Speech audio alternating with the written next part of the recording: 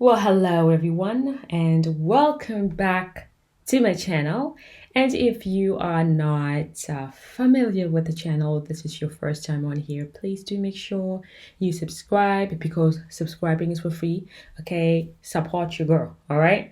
So today I wanted to come back and talk about Natasha Thahane. Okay, and this episode I wanted to highlight to you why Natasha went all the way to New York, okay, and study acting, and then she ended up not even booking anything and having to come back to South Africa, and that's when she has been building more of her portfolio, more of her career in the film industry in South Africa.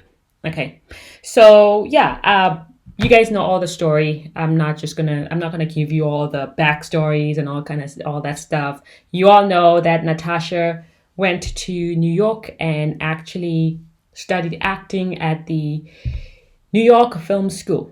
Okay, so she said she was accepted, she auditioned and stuff like that, and then and all that kind of stuff. I'm out here in Canada and I know how the film industry work here in Canada, also in the US, okay? So I know what I'm about to talk about here. I'm just going to give you a few highlights, all right? So just so next time when you are in South Africa and you're thinking, I'm going to audition to any school all around the world so they can accept you, just know that those schools, they are a business, okay? They're there to make money, and so they will accept anybody. So this is just a front for them to say, listen, here's your script, read your script. We will see if we will accept you or not. Because ask yourself sometimes, like if you've been to those classes, you look at some of the actors and you're thinking, how did this person get accepted? You know what I mean? It's all about money. This is a business for them, okay? They're not going to turn you away because you couldn't read a line, you couldn't stay off book or whatever. You know what I mean? They're going to accept you. So now here's a thing of what happened to Natasha, the difference between Natasha and Nomza Mumbata and Tusombed. Okay, so Natasha went all the way there on her own. Okay, yes, she might have auditioned to be accepted at the school, but she went there all on her own. Okay, please don't get lost here. Not Nomza Mumbata allegedly, she probably has a team. She's got people that already have the in the industry. Obviously, they know who and who and who and who and who. You understand me? They know everybody that know people in the higher places. Obviously, yes, they will come here and book work. All right? Going back to Natasha. Natasha was not brought here by who and who and who. Okay? So it's difficult. It is difficult because also you have to understand that to book work in the United States or in North America as a whole, or or any of the filming locations, because they do filming in Canada, they do filming in America and all some other parts around the world. So most of the time when you are hired in an American production, they require you to have an American accent. That's how a lot of auditions outside they would come about. Okay, they want you to have an American accent. All right. So Tuso and Nomzamo didn't have an American accent. All right. They had to be trained, girl, to speak like that. So Natasha doesn't have an American accent. So obviously if a casting come out saying they're looking for who and who and who, and they don't even mention that you have to have a certain accent, chances are they're looking for an American accent. And if you show up there with any other accent from all around the world, chances are you're probably not going to book the role and you do not know anybody there. It plays different here. All right. So I do feel like if Natasha had a team like all these other girls have, they have teams. Okay. Allegedly, they have teams that do all other stuff for them. They get them in the game. You know, they talk to who and who. And when you go there to audition, they already know who you are. All right. It's just how it is. All right. I just don't feel like Natasha should be clowned and saying, yeah, she spent all of that money in in New York and never even booked anything. It is different here. It's difficult to book anything here. Okay. You may even have the talent, but chances are there's other 100 other girls that probably look similar to you and act way better than you, and they already have an American accent. So that alone, it's different. So I do kind of feel for her that she wasn't able to get any work in the States. And I think she said she didn't even get a good representation, like a good agency to represent her. I'll go a step a little further, a little bit. I'm just going to show you. You remember Pal Tusi, right? Pal Tusi worked one season on Quantico. And quite frankly, to be honest with you, I had no idea that Pal Tusi is an actress. I just thought that she is a TV presenter or, radio personality or, those kind of work that she was doing. I just never have seen her on television acting and try to, read a script. But allegedly, she was sent in her, those people that talk to whoever and got her in. Does she necessarily know how to act? Not for my liking. I don't enjoy her acting. I'm sorry. It's just the truth to me. Like when you are an actress, I want somebody that embody the character that they're in. Okay. I have to believe you. And I'd say quite frankly for me, my opinion, okay, I made this video so I can give you my opinions. So this is my opinion. I actually think that Nomza Mombata, for me, not my cup of tea, okay? Her acting, don't like it. I just don't like her acting. I don't think she's all out there. She still needs to go do more training, I think, I don't know. A person I quite have enjoyed her acting, I would say, is Tusombedu. Okay. Tusombedu, yes, her level of acting is different. One time I was back in South Africa and I was flipping through television and I saw her in one of the TV telenovelas there. And I thought to myself, my goodness, that girl is amazing. Her acting is just spot on. Okay. There's another actor too that I love his work. Loiso McDonald. I think he's on The Queen. Skakakak. Yes.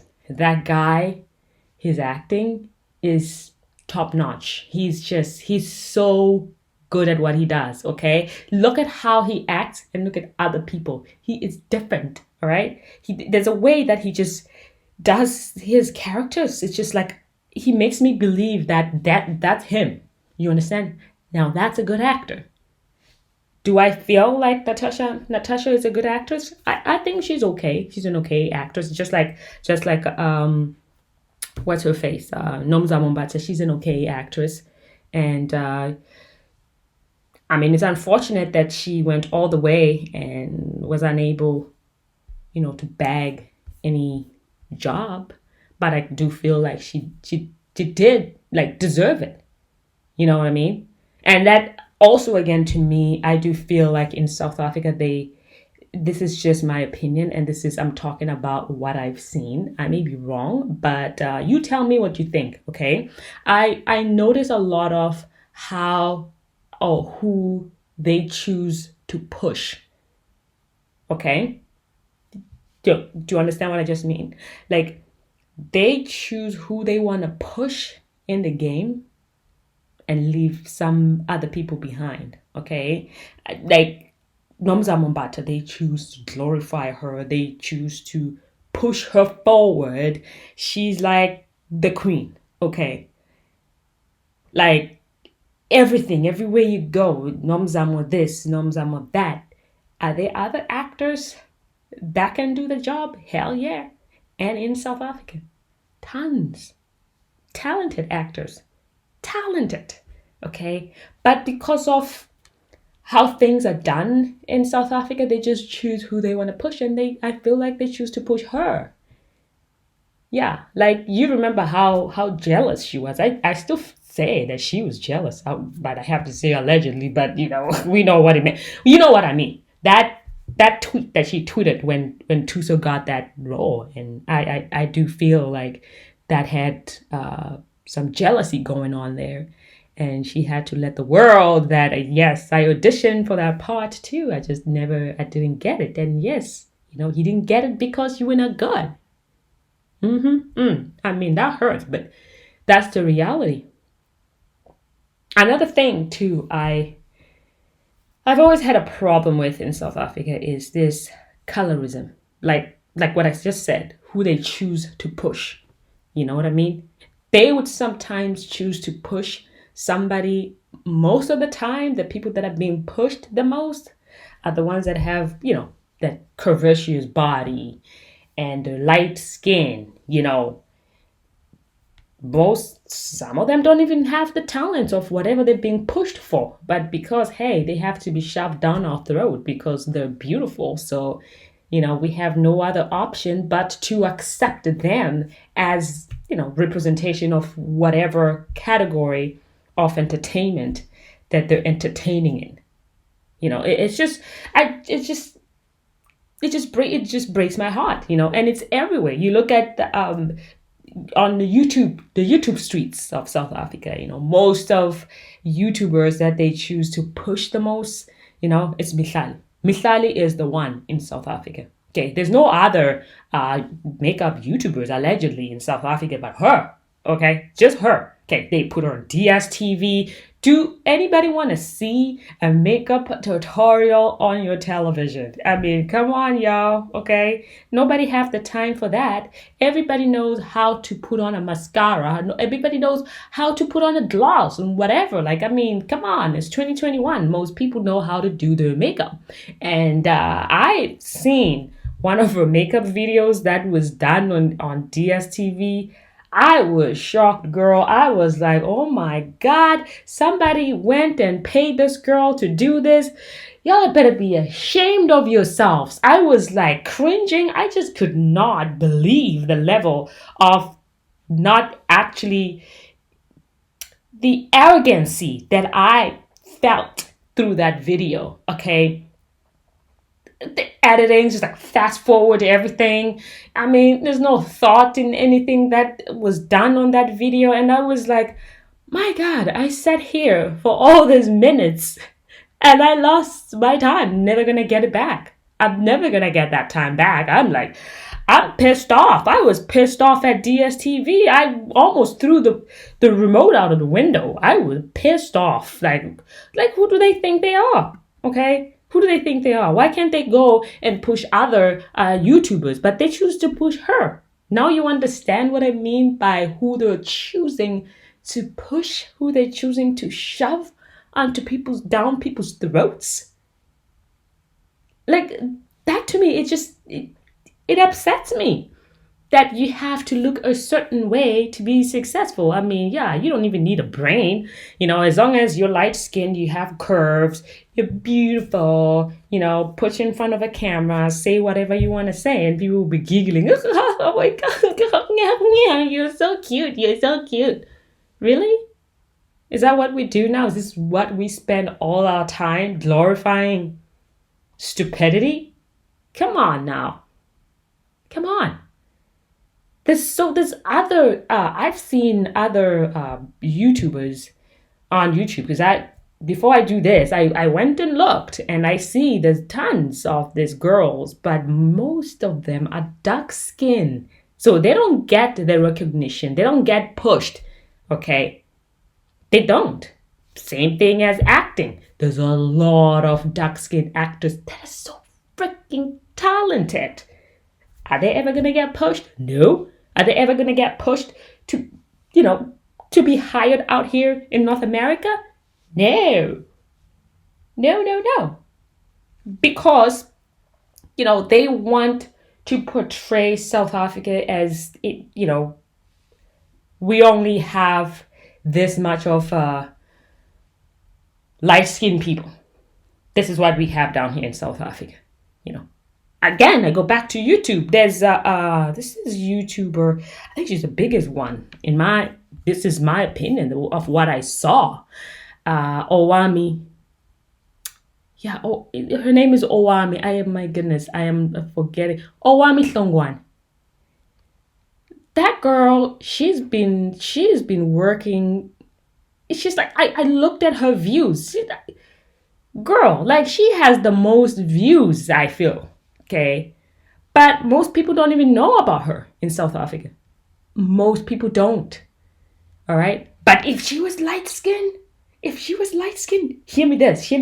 If that girl was light skinned, she'd be everywhere. They would have already given her a TV show, a gossip TV show, something like that, where she would be interviewed celebrities and stuff like that. She would have been up front magazines, doing magazine photo shoots with, photographers, designers, and things like that. That they throw this onto Mithali's hands. Oh, there you go, queen. Have it all, okay? But there you have Owami Hlongwane. She does a lot, okay? She does a lot, and she push out lots of videos. Sometimes she can give you 3 videos a day. All right, Mithali. When does Mithali put anything on her YouTube channel? But she wins a best whatever. She even wins awards, girl. Like I was like shocked of shock. All right, but it's all about popularity. I still do feel like if this girl had the right people representing her, or she had the right people sending her there, she didn't even have to go and spend all of that money in the US to go study in an acting school. Had she know the right people?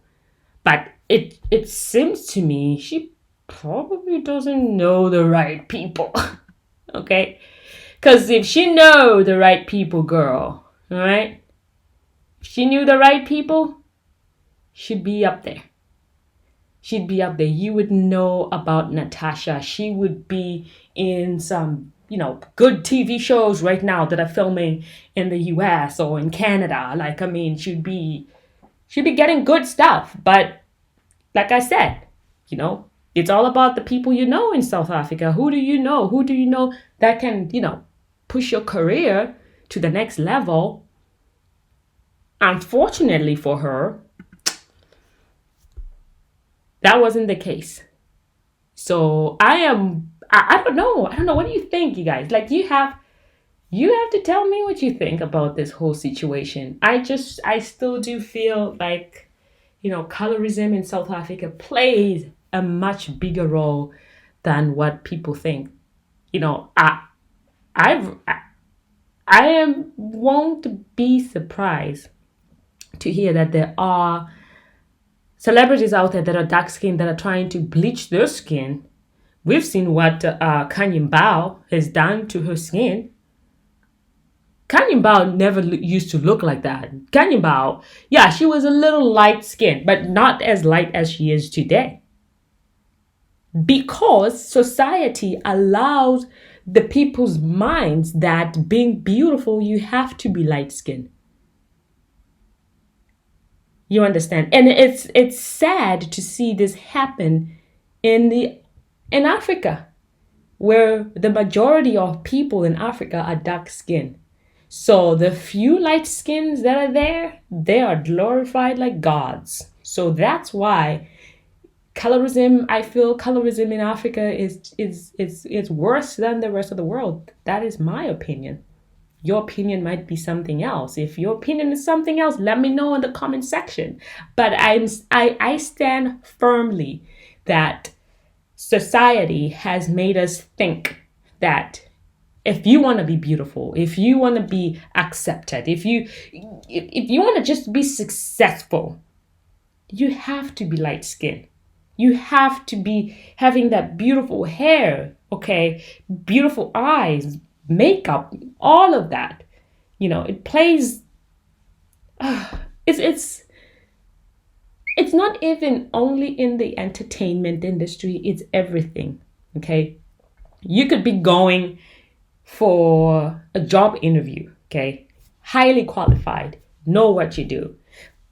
But somebody else is going for the same interview as you, they have nothing. They don't even have the resume that you have. But because they're light skinned and they're beautiful, they have a beautiful body, they are likely to get the job more than you. And what does that do to your self esteem? You know, we need to see more of our dark skinned girls on our television, on our magazine. These dark skinned people are beautiful. They are gorgeous. Okay. We need to see more of these people, more of the dark girls, so that the younger generation can look up to them and say, you know what? I want to be like her. Okay, right now, all the kids want to be like somebody who's light skinned and they're dark skinned. How are you going to achieve to look like her? They aspire to have wavy hair. They aspire to have straight hair. Colorism. Colorism. In my opinion, I do feel colorism is worse in South Africa. It may be also in some other parts of Africa, but I know, and I've seen this. You know, when you're light skinned, people just treat you differently. You know, people just treat you differently when you're light skinned, and even in restaurants, anywhere. Okay, when you're light skinned, you know, people ask how high you want them to jump. You know, you're beautiful, so if you're dark skinned, you're in trouble. I'm not saying you should hate your skin. That's not I'm not saying that at all. I'm just saying that I have a problem with colorism and seeing how this light skin getting all the recognition and not the dark skinned girl. You know, Pell Tusi, I was shocked to see Pell Tusi acting, and she was horrible. That's my opinion. I'm sorry. That was not good at all. Girl, just because you... Okay, I don't want to get it. I don't want to say things that I don't want to say, all right? But it's upsetting to see that. That is a slap on the face. I'm not saying you should not be hired, but hire a person because they are deserving, hardworking, and they have shown consistently that they have the talent. They deserve to be on that seat. They deserve to be on that, to play that role. Do you understand what I mean? Not just because you got the role, because you are beautiful. Oh, you are very... Some people like to say you're easy on the eyes. Okay, you're easy on the eyes. Like, just looking at you, it makes me smile or whatever. You know what I mean? It's a problem. It's even worse here because... I don't want to go too deep with this, but I'm just going to highlight a little bit.